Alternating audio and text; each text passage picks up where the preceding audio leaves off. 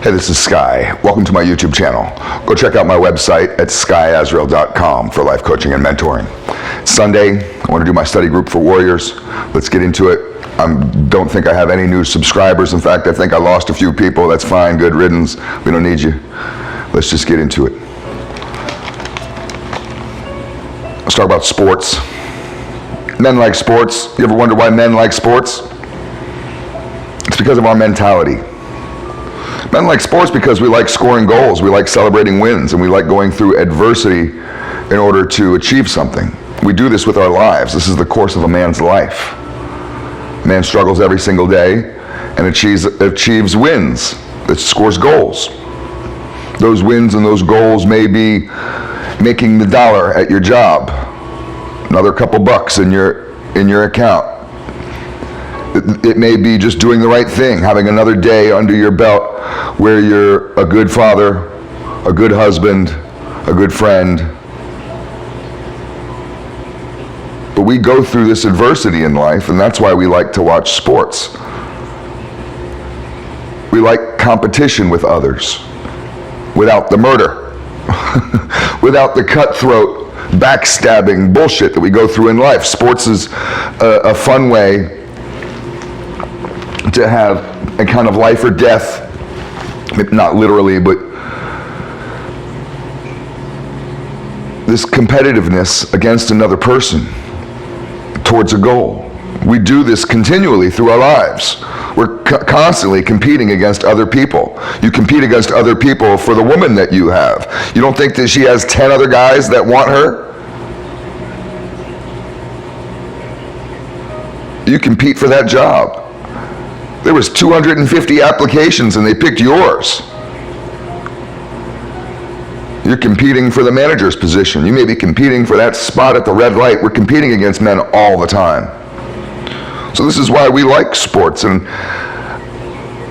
I don't think women should roll their eyes at this. I don't think that women, wives or girlfriends, should try to stop their husbands or boyfriends from watching sports regularly. I think men need it, but I think it's good.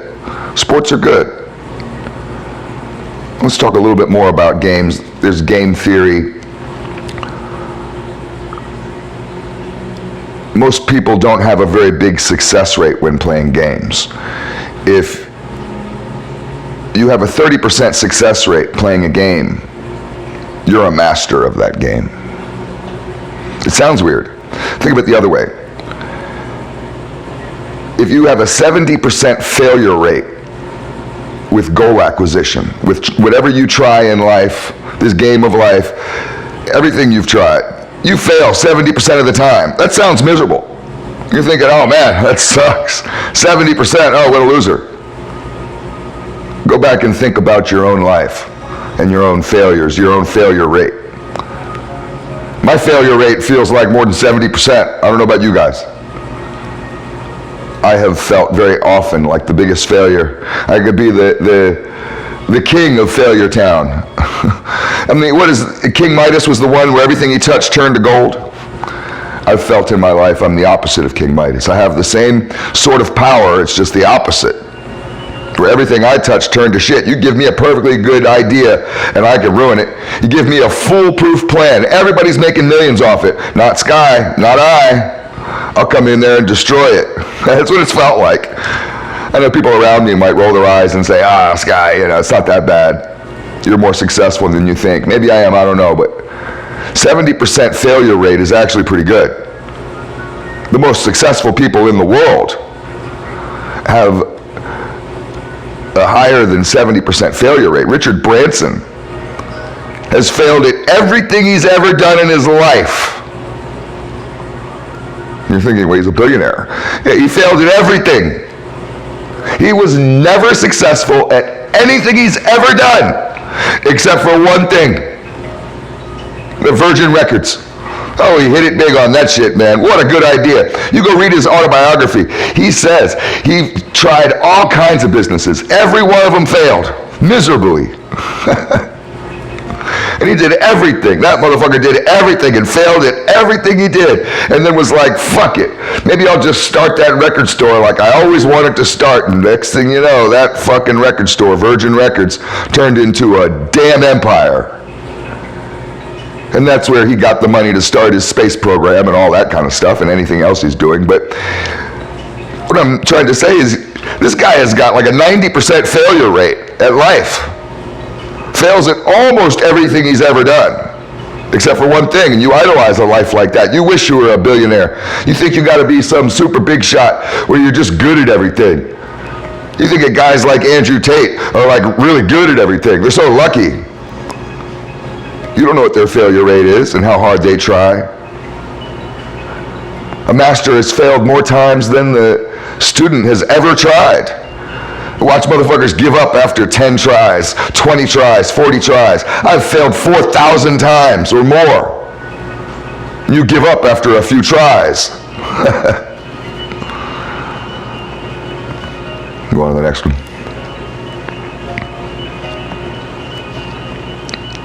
Let's talk about the difference between needs and desires. Your needs are different than your desires. Don't get them confused. It's not semantics. Your needs are essential items, essential goods, essential services, stuff that's essential to your life. Food, water, sleep. You need that stuff. Mind, body, and soul, daily discipline, you need that stuff. Living a simple life, taking care of people around you, you need that stuff. Desire is easy. It's just your wants. If you want it, it's a desire. If you don't really need it, you just want it. That's a desire. Get on top of your desires. Your desires weaken you. Chasing desire too much, strengthening that circuit in your brain, the desire circuit, just makes you more of a wimp, more of a pussy, makes you worse at saving money, keeps you from your goals. Very often people's desire is the reason why they never reach their goals. Why did you never become the person you wanted to be? It's because you hadn't ever controlled your desire.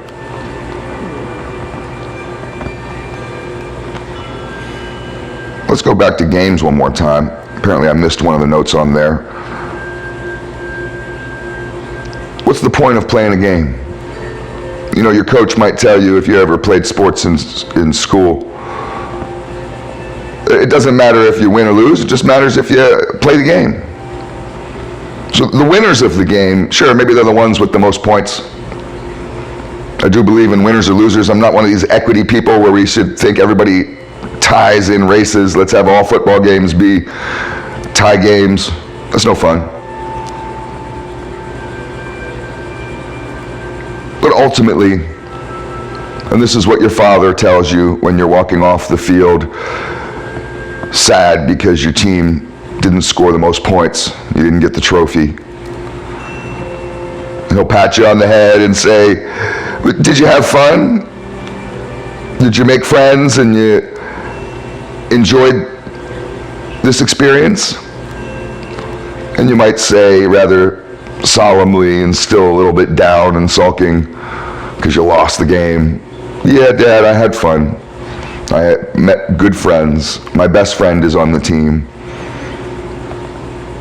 Then that's a win. That's the win. That's how you win. That's how you win at life. The winners of the game of life are the ones who tried their best and had fun in the process. Let's go to the next one.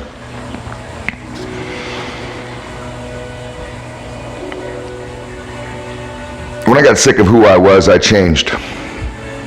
Some of you just go through this world of self-hatred. You just hate yourselves. You wake up every single day and you hate yourself and you never do anything about it. You just complain and victimize yourself. I changed.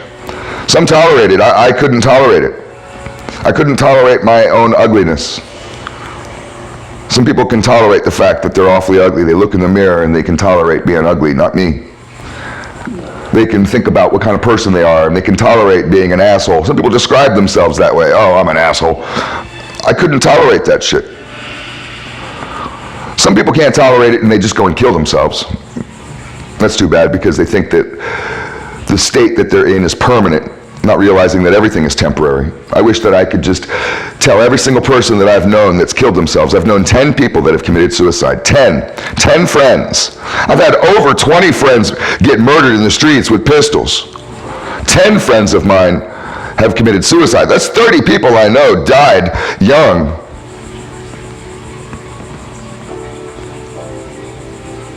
I wish I could just tell them that everything's temporary.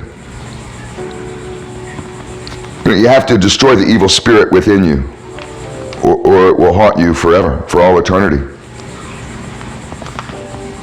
So I had to confront myself and to become so sick of who I was, yet willing to move forward and to try to change. Some people feel like change is too hard. I'll never forget a buddy of mine when I was younger. He's dead now. It's probably good because he was an asshole, but he was a friend of mine. And he told me one day, he was addicted to crack, and I told him, you got to get off this shit. I had already got off it. I was a crackhead. I got off it. I was like, you got to get off this shit. He told me at 18 years old, 18, he looked me in the eye and said, Sky, it's too late for me.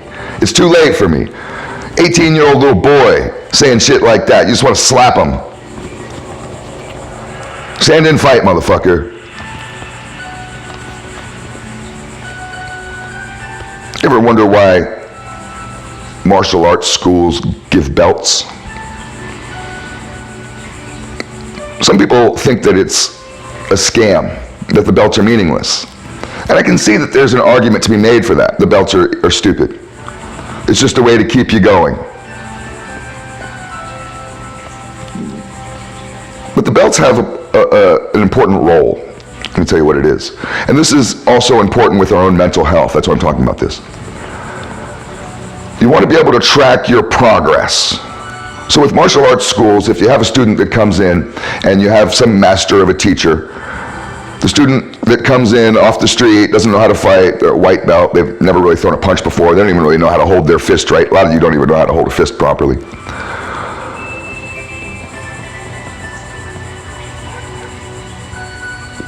And you could go to martial arts class for 10 years, once a week for 10 years.